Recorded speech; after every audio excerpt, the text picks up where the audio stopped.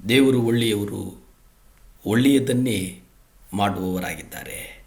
ನೀವು ದೇವರ ಚಿತ್ತದಂತೆ ನಡೆಯುವುದನ್ನು ಅಭ್ಯಾಸ ಮಾಡಿಕೊಳ್ಳಿ. ಆದಿಕಾಂಡ 12ನೇ ಅಧ್ಯಾಯ 1ರಲ್ಲಿ ನಾವು ನೋಡುತ್ತೇವೆ.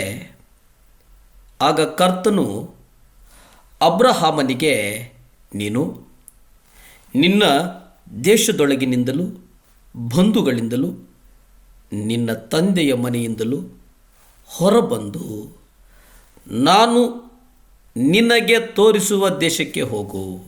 ಇಲ್ಲಿ ಕರ್ತನು ಅಬ್ರಹಾಮನಿಗೆ ಭಾಳ ಸ್ಪಷ್ಟವಾಗಿ ಹೇಳೋದೇನಪ್ಪ ಅಂದರೆ, ನೀನು ಸ್ವದೇಶವನ್ನು, ಬಂಧುಗಳನ್ನು, ಬಳಗವನ್ನು, ತಂದೆಯ ಮನೆಯನ್ನು ಬಿಟ್ಟು ನಾನು ತೋರಿಸಿದಂಥ ದೇಶಕ್ಕೆ ಹೋಗು.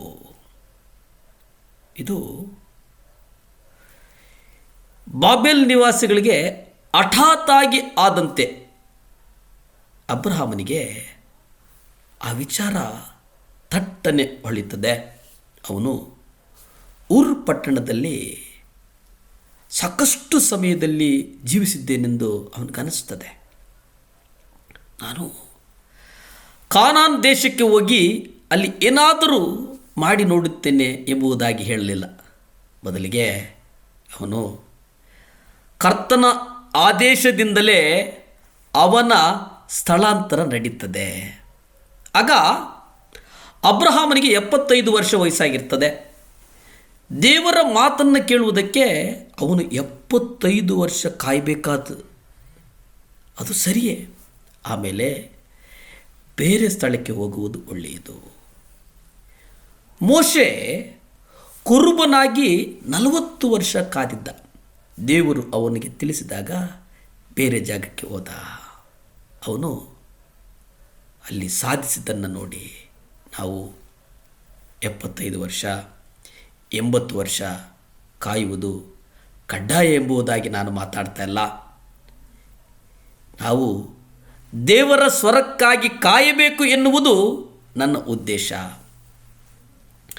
ಆ ದೇವರ ಸ್ವರ ಬಂದ ಮೇಲೆ ಆ ಸ್ವರದ ಅನುಗುಣವಾಗಿ ನಾವು ಮುಂದೆ ಸಾಗಬೇಕು. ದೇವರು ಕಲಿಸಿದಂಥ ಪಾಠಕ್ಕೆ ನಾವು ಕೃತಜ್ಞರಾಗಬೇಕು.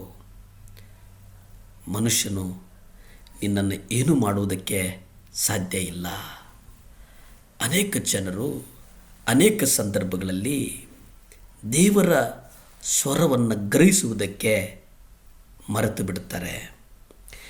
ದೇವರ ಸ್ವರವನ್ನು ಗ್ರಹಿಸುವುದು ಅನ್ಯತಾ ಭಾವಿಸ್ತಾರೆ. ಆದರೆ ನಾವು ಪ್ರಿಯ ದೈವಜನ ಮಕ್ಕಳೇ, ನಾವು ಕರ್ತನ ಸ್ವರಕ್ಕಾಗಿ ಕಾಯಬೇಕು. ನಾವು ದೇವರ ಧ್ವನಿಗಾಗಿ ಕಾದು, ದೇವರ ವಾಗ್ದಾನಕ್ಕಾಗಿ ಕಾದು, ದೇವರ ಸ್ವರದಂತೆ ನಾವು ನಡೆದರೆ ನಮಗೆ ಜಯದ ಮೇಲೆ ಜಯ. ದೇವರು ಅಬ್ರಹಾಮನಿಗೆ ಹೋಗು ಎಂಬುದಾಗಿ ಹೇಳಿದರು. ಆಗ ಅವನು ಹೋದ.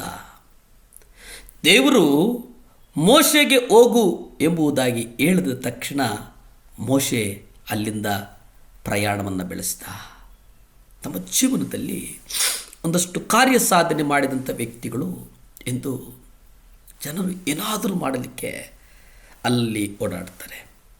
ಆದರೆ ಸತ್ಯವೇದದಲ್ಲಿ ನಾವು ನೋಡುವುದಾದರೆ ಕರ್ತನ ಸ್ವರಕ್ಕೆ ಕಾದಿದ್ದು, ಕರ್ತನ ಧ್ವನಿಗೆ ಆ ಸ್ವರವನ್ನು ಹಿಂಬಾಲಿಸಿದಂಥವರು ಇತಿಹಾಸದಲ್ಲಿ ಉಳಿದಿದ್ದಾರೆ. ಇತಿಹಾಸದಲ್ಲಿ ಉಳಿದಿರುವುದರ ಜೊತೆಗೆ ಅವರು ದೊಡ್ಡ ಹೆಸರನ್ನು ಪಡೆದಿದ್ದಾರೆ.